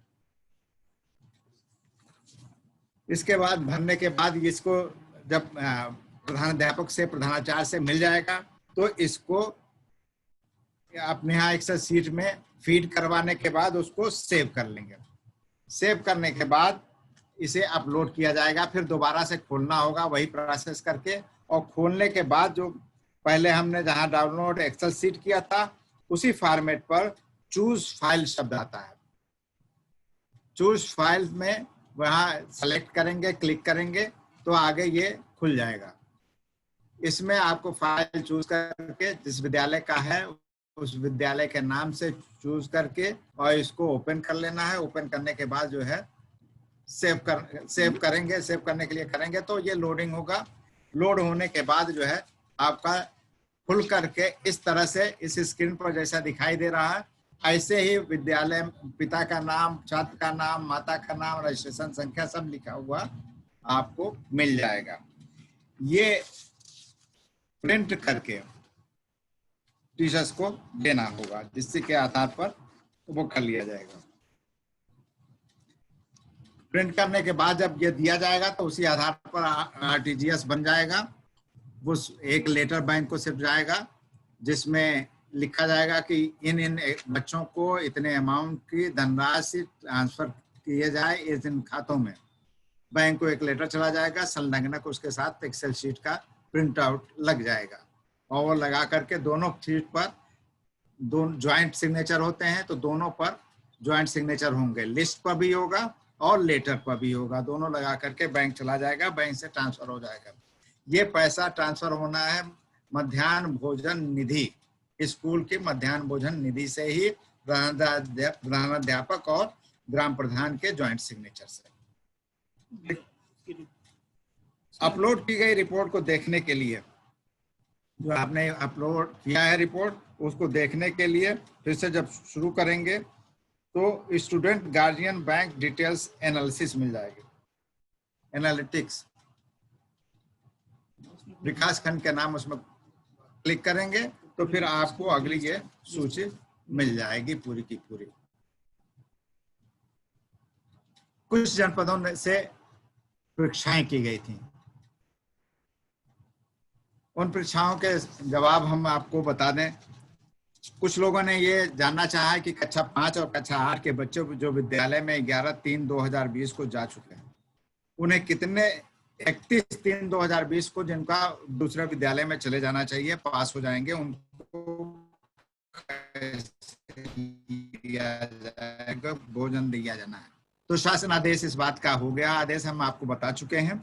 लॉकडाउन के दिनांक 24/3/2020 से पूर्व की स्थिति में जो छात्र जिन कक्षाओं में अध्ययनरत रहे हैं, उन्हें दिनांक 30/6/2020 तक यानी कुल 76 दिन तक उन्हीं कक्षाओं में मानते हुए खाद्यान्न एवं परिवर्तन लागत की धनराशि प्रदान की जाएगी।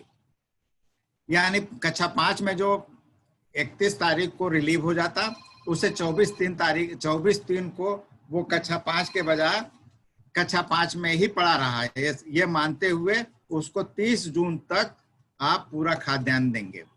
इसी तरह कक्षा 8 के भी बच्चों को 30 जून तक विद्यालय में मानते हुए खाद्यान्न और परिवर्तन लागत देंगे।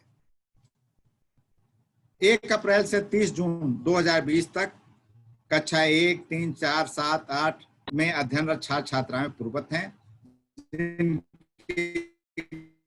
कक्षोन्नति की गई है तथा जिनका कुल शत उपस्थित के आधार पर 76 दिन होता है, जबकि शेष कक्षा 1 व 6 नवीन नामांकन का आगमन किस आधार पर किया जाए, ऐसा प्रश्न पूछा गया है कतिपय जनपदों द्वारा। तो 1 अप्रैल 30 जून तक उसके संबंध में अवगत कराना है कि दिनांक 24/3/2020 की स्थिति के अनुसार समस्त छात्रों को खाद्य सामग्री परिवर्तन लागत दिया जाएगा। लॉकडाउन की स्थिति में कक्षा 6 में छात्रों का प्रवेश नहीं हो सका है। दिनांक 24/3/2020 को ये छात्र कक्षा 5 के जिन विद्यालयों में थे, दिनांक 30 जून 2020 तक उन्हीं विद्यालयों में प्राथमिक स्तर की दर से खाद्य सुरक्षा प्रदान की जाएगी। विद्यालय बंद होने के कारण कक्षा 1 में नवीन प्रवेश नहीं हो पाए, इसलिए दिनांक 30/6/2020 के बाद प्रवेश की स्थिति में इन छात्रों को खाद्य सुरक्षा से लाभान्वित किया जाएगा। विद्यालयों में छात्र छात्राओं की माहवार उपस्थिति के आधार पर परिवर्तन लागत धनराशि व खाद्यान्न भेजी जाती रही है। ये प्रश्न है विद्यालय, जबकि खाद्यान्न का वितरण व हस्तांतरित होने वाली धनराशि 76 दिनों की 100% उपस्थिति के आधार पर किया जाना है। अतः प्राप्त धनराशि व खाद्यान्न कम होगा। ऐसी स्थिति में धनराशि हस्तांतरित करने तथा खाद्यान्न हेतु प्राधिकार पत्र अभिभावकों को निर्गत करने में कठिनाई होगी। सच है। इस संबंध में ये कहना है कि खाद्य सुरक्षा अधिनियम 2013 के अंतर्गत विद्यालय में अध्ययनरत समस्त छात्र छात्राओं को लॉकडाउन अवधि में खाद्य सुरक्षा दिए जाने के निर्देश भारत सरकार एवं प्रदेश सरकार द्वारा दिए गए हैं। अतः 24/3/2020 को विद्यालय में नामांकित समस्त छात्र छात्राओं को इस योजना का लाभ दिया जाएगा। नामांकित समस्त छात्र छात्राओं को कोई साथ छोड़े नहीं जाएंगे, न अटेंडेंस के आधार पर दिया जाएगा और न किसी और आधार पर, नामांकन के आधार पर समस्त छात्रों को दिया जाएगा। उल्लेखनीय है कि प्रथम त्रैमास एवं द्वितीय त्रैमास हेतु खाद्यान्न का आवंटन जनपदों को किया जा चुका है। परिवर्तन लागत के प्रथम किस्त की धनराशि जनपदों को प्रेषित की जा चुकी है। द्वितीय किस्त की धनराशि अतिशीघ्र प्राप्त करा दी जाएगी। इसके उपरांत भी यदि खाद्यान्न की मात्रा परिवर्तन लागत की मात्रा कम पड़ती है तो जनपदों द्वारा प्राधिकरण को मांग उपलब्ध कराई जा सकती है। अगला प्रश्न जनपदों द्वारा कुछ ये किया गया था कि जिन बच्चों के माता पिता अभिभावक का बैंक में खाता बंद पड़ा है अथवा कुछ बच्चों के माता पिता अभिभावक घर पर न होने की दशा में माता पिता अभिभावक के जगह पर उस बच्चे का खाता बैंक में यदि हो तो क्या छात्र के खाते का विवरण दिया जा सकता है? जी हाँ, बिल्कुल। परिवर्तन लागत की धनराशि छात्रों के माता पिता अभिभावक अथवा छात्रों के बैंक खाते में हस्तांतरित की जा सकती है। यदि खाता अक्रियाशील पड़ा हो तो उसे क्रियाशील कराने के लिए आवश्यक कार्रवाई तत्काल की जाए। अपर मुख्य सचिव उत्तर प्रदेश शासन के पत्र के क्रम में यह प्रश्न है कि प्रधानाध्यापक सहाध्यापक को विद्यालय में उपस्थित होकर उक्त कार्य करने के आदेश दिए गए हैं। जनपदों द्वारा परीक्षा की गई है कि क्या प्रधानाध्यापक, प्रभारी प्रधानाध्यापक अथवा सहायक अध्यापक अथवा प्रधानाध्यापक एवं सहायक अध्यापक दोनों को विद्यालय में उपस्थित रहना है। महोदय, इस संबंध में आप सबको मैं बताना चाहता हूं कि योजना अत्यंत महत्वपूर्ण है। इसका समय से संचालन किया जाना आवश्यक है। अतः आवश्यकता अनुसार समस्त प्रधानाध्यापक, सहायक अध्यापक एवं आवश्यकता अनुसार बेसिक शिक्षा विभाग के अधिकारी कर्मचारियों के सम्यक प्रयास से इस कार्रवाई को किया जाना है। इस कार्रवाई को महत्वपूर्ण समझते हुए पूरी तरह से हर व्यक्ति को लग करके कंप्लीट करना है। कतिपय जनपदों द्वारा यह भी पूछा गया है कि एमडीएम जहां पे चलाए जा रहे हैं एनजीओ द्वारा, ऐसे जनपदों में एमडीएम के खाते नहीं खोले गए हैं। ऐसी परिस्थिति में परिवर्तन लागत का स्थानांतरण किस प्रकार किया जाए? महोदय, जिन जनपदों में स्कूलों के मध्याह्न भोजन निधि के खाते नहीं खुले हैं उनके बैंक खाते तत्काल खोलकर आवश्यक कार्रवाई सुनिश्चित किया जाए। मध्याह्न भोजन निधि के खाते हर स्कूल के खुले होने चाहिए, चाहे एनजीओ से संचालित हो, चाहे प्रधानाध्यापक और ग्राम प्रधान के संयुक्त प्रयास से संचालित हो। हर स्कूल में मध्याह्न भोजन निधि के खाते खुले होने चाहिए और जहां नहीं खुले हैं तत्काल खोल करके उनका अकाउंट नंबर ले लें, जिससे कि कार्रवाई ये सुनिश्चित की जा सके। मैं समझता हूँ सारी चीजें करीब करीब आ चुकी हैं। कोई और चीज अगर बाकी हो या कोई प्रश्न उठता हो तो आप लोग कभी भी फोन करके या किसी से भी कार्यालय में बात कर सकते हैं, बता सकते हैं, मुझे बता सकते हैं और समस्या का समाधान कर लेंगे। मैं पुनः अनुरोध करूंगा आप सबसे कि परिवर्तन लागत की जो धनराशि प्रथम किस्त आप सबके जनपदों में भेजी जा चुकी है, उसको ड्रा करने की कार्रवाई तत्काल कर ली जाए। हम अलग से भी एक जिलाधिकारी महोदय से अनुरोध के लिए अनुरोध पत्र डीजी सर के हस्ताक्षर से प्रेषित तैयार करा रहे हैं भेजने के लिए, क्योंकि कुछ जनपदों से द्वारा ये पता लगा है कि वहां पे आहरण नहीं हो पा रहा है, तो जिलाधिकारी से अनुरोध पत्र हम भेज भी रहे हैं। आप लोग कृपया इसका सहयोग करें और धनराशि आहरित कर लें। ये मैं सभी बीओ से ये कहना चाहूंगा, मिड डे मील की जो धनराशि कन्वर्जन कॉस्ट हस्तांतरित की जानी है और खाद्यान्न उपलब्ध कराना है, ये कितने महत्वपूर्ण योजना है ये आप समझ सकते हैं। इसकी निगरानी गांव-गांव तक हर अभिभावक, मीडिया सभी लोग कर रहे हैं, जनप्रतिनिधिगण कर रहे हैं, शासन कर रहा है। तो कृपया इसकी संवेदनशीलता समझते हुए, बहुत मेहनत टास्क है, बड़ा कार्य है। सबसे पहले जो प्राधिकार पत्र आ रहा है उसको हम ब्लॉक लेवल पे आपको प्रारूप भेजेंगे, उसकी प्रिंटिंग कराते हुए, धनराशि भी आपको भेजी जा रही है, प्रिंटिंग कराते हुए प्रिंसिपल्स तक पहुंचा दीजिएगा। प्राधिकार पत्र अभिभावकों तक अभी जब आप लोग बुला रहे हैं अभिभावकों को छोटे छोटे समूह में 5-5, 6-6 के समूह में, उनको बुला के बंटवा दीजिए। कोटेदार की दुकानों से जो उपलब्ध खाद्यान्न है या जो आवंटित हो गया, जो कोटेदार की दुकान तक ब्लॉक गोदामों से प्रेषित हो रहा है, अगर नहीं हो रहा है तो सप्लाई इंस्पेक्टर से, डीएसओ से बात करके, एसडीएम वीडियो से बात करके करवा लीजिएगा। खाद्यान्न दुकान तक पहुंच जाना चाहिए, प्राधिकार पत्र अभिभावकों तक पहुंचना चाहिए। खाद्यान्न भारी मात्रा में उनके अर्हता के अनुसार जो निर्धारित किया गया है उतने अनुसार बढ़ जाना चाहिए। ये कार्रवाई आपको जुलाई 15 तक 100% पूरा करना है। कोई भी अगर अभिभावक किसी भी गांव में मिलता है कि खाद्यान्न उपलब्ध नहीं हुआ, प्राधिकार पत्र नहीं मिला, वितरण पारदर्शिता पूर्वक नहीं हुआ, तो उत्तरदायित्व बीओ का होगा। मैं स्पष्ट करना चाहता हूं। दूसरी बात यह है कि प्रेरणा पोर्टल पर अभी जो यूजर मैनुअल आपको दिखाया गया है, उसको आपको सारे व्हाट्सएप ग्रुप से भेजा भी जा रहा है। उसमें आप अभी एक बड़ी वीसीबी हम कराएंगे जिसमें बीएसए और आप लोग शायद संयुक्त रूप से प्रतिभाग करेंगे। वो यूजर मैनुअल के अनुसार कार्य प्रारंभ करा लीजिए, डाउनलोड करा लीजिए। प्रेरणा में बच्चों की सूचना, बच्चों का विवरण, उसमें आधार नंबर स्पष्ट रूप से लिखाना चाहिए, आधार कार्ड नंबर और एड्रेस डिटेल भी भरा लीजिए। इसी चीज को हम आधार ऑथेंटिकेशन के लिए भी आगे यूज करेंगे, तो याद रखिए वो नंबर बहुत जरूरी है। इस विवरण को आप प्राप्त करते हुए ऑनलाइन प्रेरणा पोर्टल पर अनुश्रवण करते हुए 100% बच्चों का प्रिंसिपल्स के माध्यम से भरवा लेंगे और एक्सेल फाइल में डाउनलोड करके उनको प्रेषित करेंगे। सारे लोगों को एक साथ करने की जरूरत नहीं है, जैसे जैसे टीचर देता जा रहा है उतना उतना आप डाउनलोड करके उनको देते जाइएगा, ताकि वो अनुमोदित करके देते जाइएगा, ताकि बैंक की धनराशि उनके खाते में प्रेषित होते रहे जैसे जैसे किस्त आता रहे। और जिलाधिकारियों से हमने संपर्क किया है कि वो धनराशि हस्तांतरित करते हुए बीएसए और जिलाधिकारी के अनुमोदन के उपरांत बीएसए आपको ग्राम निधि के खातों तक प्रेषित कर लेंगे। 100% ये काम जुलाई अंत तक पूरा होना है, उसमें किसी तरह की कोताही नहीं होनी है। याद रखिए ये सब कुछ ऑनलाइन ऑडिट ट्रेल रहेगा। कहीं पे भी उपलब्ध धनराशि में आपने देखा होगा किसानों के खाते में जब धनराशि गई, बहुत सारे मीडिया रिपोर्ट्स के आधार पर लेखपालों पे, एसडीएम पे कार्रवाई हुई। हम नहीं चाहते हमारे विभाग में किसी पे कार्रवाई हो। सारी धनराशि का हस्तांतरण की कार्रवाई पारदर्शिता पूर्वक सिस्टमिक तरीके से हो जाए, आपके नेतृत्व में पारदर्शिता पूर्वक हो जाए। नीचे वालों पे मत छोड़िए, ऑपरेटर में मत छोड़िए, सही कार्रवाई कराइए।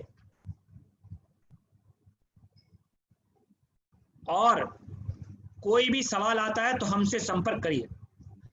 सारे निर्देश प्रेषित किए गए हैं, कुछ निर्देश अभी आपको दोबारा हाईलाइट करके भेजे जा रहे हैं। उम्मीद है कि मिड डे मील की इस योजना को भी पहली बार आप धनराशि हस्तांतरित कर रहे हैं खाते में, अच्छी उपलब्धि होगी ये, आप लोगों को अच्छा लगेगा इस कार्य को पूरा करने में हम लोग और अंजाम तक पहुंचाने में। इस कठिन घड़ी में अभिभावकों को और बच्चों के साथ रहने का एक तृप्ति, एक पूंजी हमें मिलेगी, इसका आनंद आपको प्राप्त होगा हम सबको। कृपया करके इस कार्य को सफलतापूर्वक अंजाम में दीजिए। ये प्रेजेंटेशन जो आपने बनाया है FCMDM आपसे पूरे हर जिले में शेयर कर लेंगे व्हाट्सएप ग्रुप से और ईमेल से। मैं आपके सवालों को देख रहा था चैट बॉक्स पर और सारे सवालों के जवाब हमने दे दिए हैं, और भी कोई बचा है तो हम व्हाट्सएप ग्रुप से और ईमेल से आपको भेजेंगे, हमसे संपर्क कर लीजिए।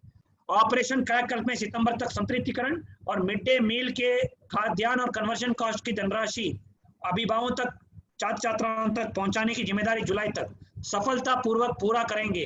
ये इसी कामना के साथ, अपेक्षा के साथ और हम सबको गौरवान्वित करेंगे, इस उम्मीद के साथ मैं अपनी बात को विराम देता हूं, इस कार्यशाला को समाप्त करता हूं।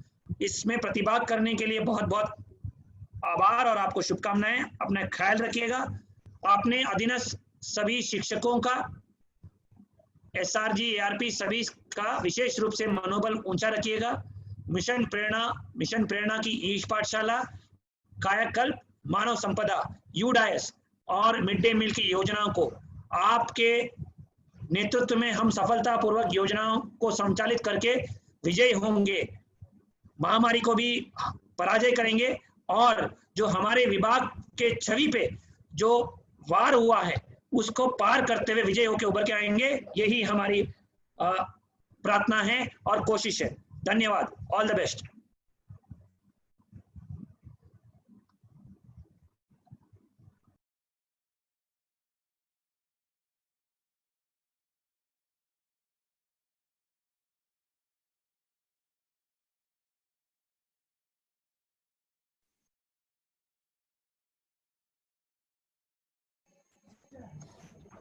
आप सभी लोगों का बहुत धन्यवाद। जैसा कि ऑपरेशन कायाकल्प को लेकर बहुत सारी और मध्याह्न भोजन की तरफ से जो चीज़ें चल रही हैं उनके बारे में काफ़ी विस्तार से चर्चा हुई है।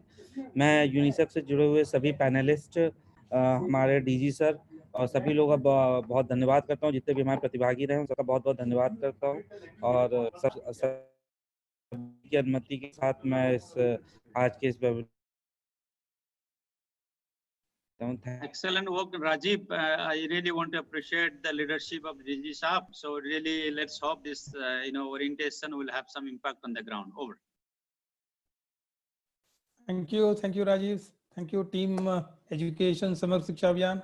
Thank you, DG Saab. Thank you very much.